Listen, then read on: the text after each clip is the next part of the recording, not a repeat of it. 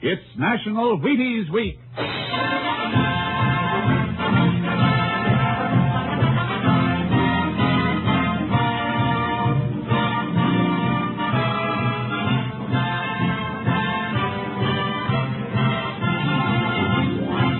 Yes, it's National Wheaties Week, and Wheaties present Joel McCrea in Tales of the Texas Rangers. On stage tonight, transcribed from Hollywood, another in the Wheaties' big parade of exciting half-hour presentations.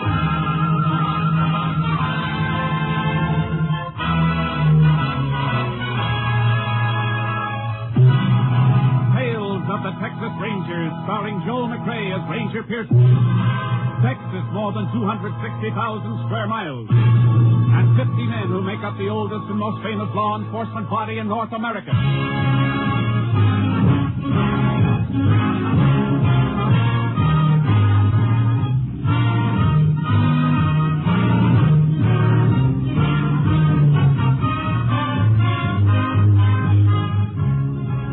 From the files of the Texas Rangers come these stories based on facts. Only names, dates, and places are fictitious for obvious reasons. The events themselves are a matter of record.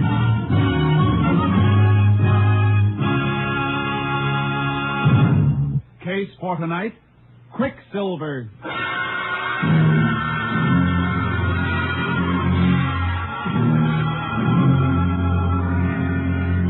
11:30 on the night of May 22nd, 1947, the Stockholm Ranch, located in the middle of Carson County, Texas, was darkened for the night when the occupants were awakened by the barking of a dog.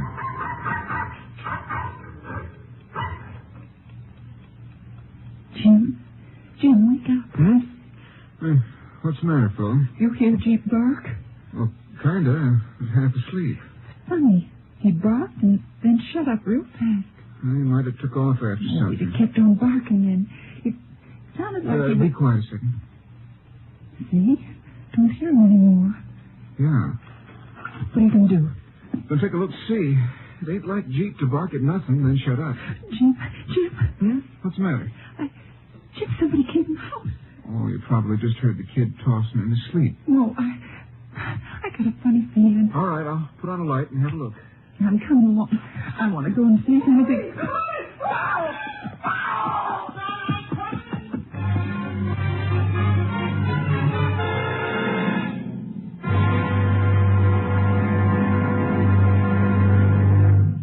It's National Wheaties Week. Time to buy Wheaties, eat Wheaties, buy more Wheaties, eat more Wheaties. Time to join America in a brighter morning. Sure, it's National Wheaties Week. Everybody's eating them. You have some, too. Have them for fun. Have them for flavor. Have them for feeling good and working good and looking good. Have Wheaties for any reason at all, but get them. Whole wheat, crisp whole wheat, golden whole wheat. There's a whole kernel of wheat in every Wheaties flake. You try them. See how Wheaties at 7 can help at 11. It's National Wheaties Week.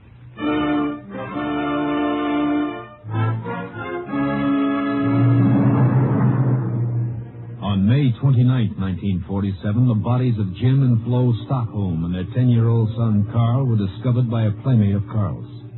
Sheriff Lockins notified the Texas Rangers, and Ranger Jace Pearson was assigned to the case. Place is just like it was, Jace. Excepting for the bodies. Kind of a mess, isn't it, Sheriff? Yeah. All three of them in their night clothes, you said. Yeah. This here is Jim and Flo's bedroom. I see. Bedclothes mussed up. Whoever did the killing woke him up. Likely the dog woke him. Oh, yeah. Jeep, you said. Found him dead a piece from the house. Clubbed over the head. Uh-huh. Okay, let's say Flo and Jim Stockholm were awakened by the dog. Jim would get up to see what was the matter. Flo went with him probably to see if the kid Carl was okay. He didn't get no further than this room here, right outside the bedroom. Yeah, all three of them. Funny Jim Stockholm didn't have a gun. Yeah, if he thought somebody was in a house or prowling around outside, he'd have grabbed his gun. Unless something stopped him. What are you thinking about, Jace? Just that the killer might have got in Carl's room. That's right over here. Uh-huh. Maybe Carl spotted the killer, hollered, and that'd make both Jim and Flo jump fast. Yeah. Jim wouldn't think of grabbing his gun. window here has been jimmied up. You see that? Yeah. I guess you're right. Killer coming this way. Kid saw him, yelled.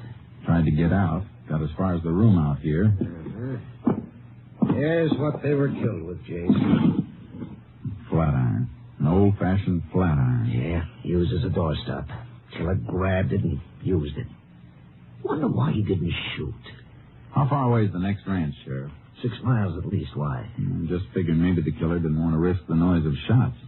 Must have picked up the flat iron.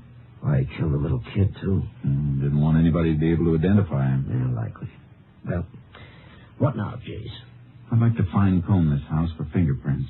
Meantime, I got a few things I'd like you to find out in town.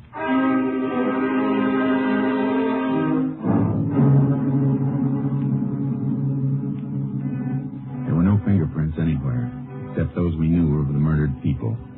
The motive for the crime was robbery. Jim Stockholm kept fairly large sums of money on hand to pay cash for whatever he bought. We didn't find a penny in the house. The whole thing looked hopeless. Like the sheriff said when he came back to the Stockholm ranch. Yeah, the coroner can't give us much, Jace. Ain't no way of telling how long they've been dead. If we could find out what day the murders were committed, we'd have something. Not much, but something. Yeah, but how? How are you going to find that out? Nobody saw the Stockholms before they were killed? For sure. Jim went into town on the 22nd week ago. Out here, if nobody sees his neighbor for a week, ain't nothing thought about it. So the murders could have been committed any time between the 22nd and the day the bodies were discovered. That's the way it sizes up, Jace. Killer's got at least a week to make tracks for, well, Texas is big. Uh-huh. And Sheriff, that fence there, near the corral. Well, that's a hog pen. Hey, the hogs are gone. Yeah, busted through. Come on. I never noticed it before. Never thought about looking for the hogs. Who would? Well, look here, Sheriff, where the fence is busted through. Look at these. Here. Hog bristles. Lots of them. Caught on the broken part of the rail. Hogs broke out and pushed through here. Yeah, but look at here, Jace. What's it got to do with what we're after? What made these hogs go wild and break out? It's my guess they got awful hungry. Sure. They went looking for something to eat. Come on. We're going to the barn and take a look at the hog feed. Then we're going into town.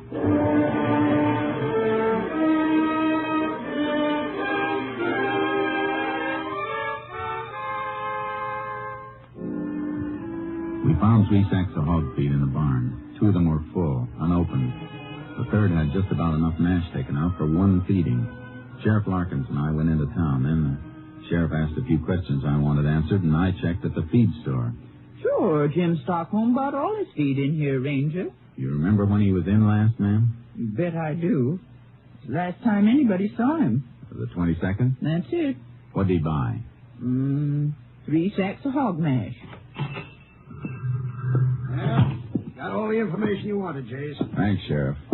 Now, ma'am, is there anything else you can remember about that day? Stockholm seemed troubled or anything? No, just stopped in for a minute. All he said was he had to get back to the mash. He was all out. Are you sure of that? Just as sure as I'm standing here. And you're sure it was the 22nd? I can make it real sure, Ranger. Got all my sales in this book. Let's see. 25th. Yeah, here it is. 22nd. 3 sacks of hog mash to Jim Stockholm. Thank you, ma'am. Let's go, Sheriff. You're sure welcome, Ranger. You helped a lot. What have you got, Jace? The Stockholms were killed on the 22nd. How do you know? Jim Stockholm bought these 3 sacks of feed on the 22nd. He said he was all out at the ranch. He had to get home and feed the hogs. We found 2 of the bags unopened. Yeah, and a third with only about enough mash out of it to give the hogs 1 meal. Which means he fed the hogs on the 22nd, but he didn't the next day or the next. Because he was dead. That's it. Now we've got a lot of checking to do, and it's all going to hinge around the 22nd.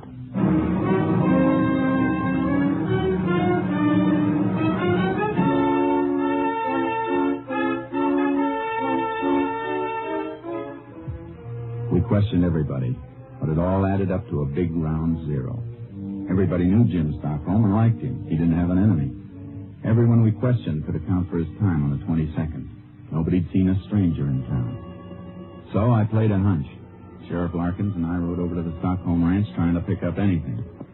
Then about 8 miles north of the ranch, we got a break. Hey, Chase! Chase! Yeah, Sheriff? Here, will you? What do you got, Sheriff? I don't know. Looks like ashes. Empty bean can there, too. Looks like somebody cooked himself a meal here. Horses' tracks around here, too. One horse. Yeah.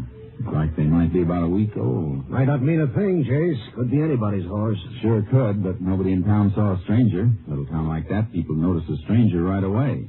But if a man came riding from this direction, chances are nobody'd see him. Still could be anybody. I know.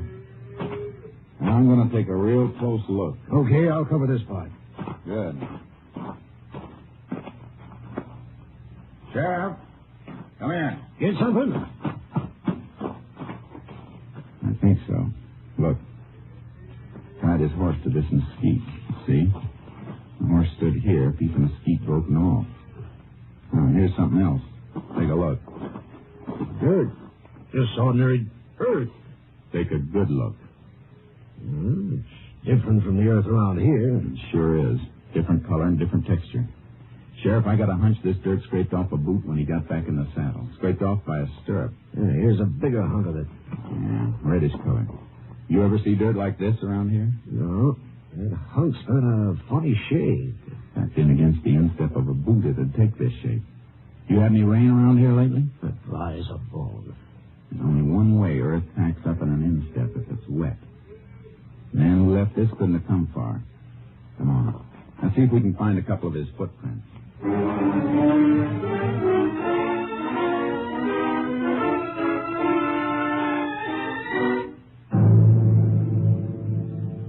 We picked up a few prints. I took their measurements.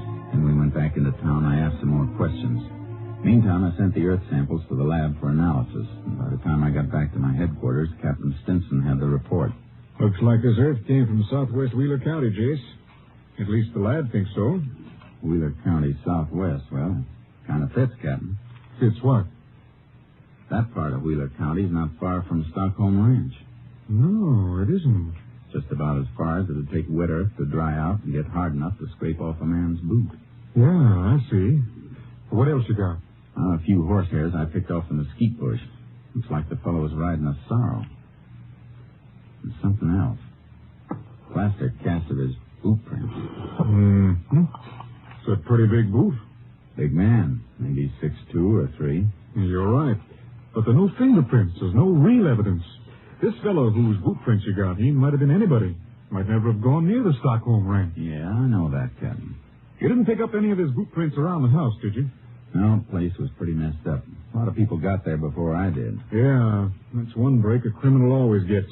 If only people'd stay away. If only they'd have enough sense to realize. Sure, but they don't. They don't mean any harm, though. Okay, what's next? Look for a man 6'2" or 3 riding a sorrel? I'd like to, Captain. Starting where? Well, Texas, I guess.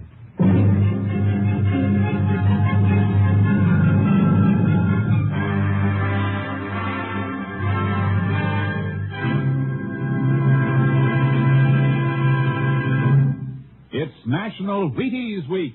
Yup. And in celebration of National Wheaties Week, when everybody eats Wheaties, even trombone players, here's that well-known radio musician, Abe Lincoln. Honest, his name really is Abe Lincoln. And here he is, stepping out from behind the scenes to say, "Get your Wheaties." Oh, come on, Abe. You didn't come out from your trombone to say just that. No, but that's the idea. Folks, the Wheaties Big Parade has been bringing you some pretty solid entertainment this summer. I can say it because I've worked along with all the other fellows helping put this entertainment on the air. And now it's National Wheaties Week, and we hope that every one of you who's enjoyed these programs will go out and get your Wheaties. The backstage folks like me, the people whose voices you usually never hear, we'd sure like it if we thought you'd enjoy our programs enough to go out and get some Wheaties. If you like the Texas Rangers, buy a box of Wheaties on Monday, will you? Thanks, and good night, Abe. Remember, it's National Wheaties Week.